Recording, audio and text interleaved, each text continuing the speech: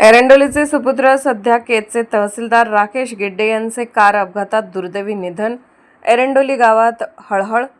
केज तहसीलचे तहसीलदार राकेश अण्णासाहेब गिड्डे यांचे आज सकाळी लातूर अंबेजोगाई महामार्गावरील रेणापूर फाट्याजवळ झालेल्या भीषण कार अपघातात निधन झाले। राकेश गिड्डे हे स्वतःच्या कारने प्रवास करत असताना त्यांच्या वाहनाचा अपघात झाला। प्राथमिक माहितीनुसार कारमध्ये ते एकटेच होते आणि गाडीचे अचानक नियंत्रण सुटून पलटी झाल्याने हा अपघात घडल्याचा अंदाज रेणापूर पोलिसांनी वर्तवला आहे।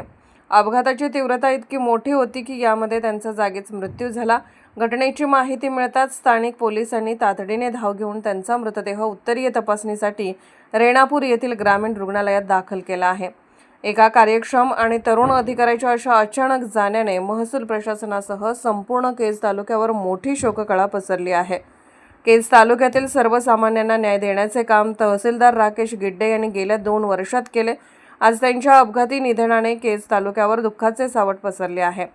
तहसीलदार राकेश गिड्डे यांचे मूळ गाव सांगली जिल्ह्यातील मिरज तालुक्यातील एरंडोली या गावचे ते रहिवासी होते।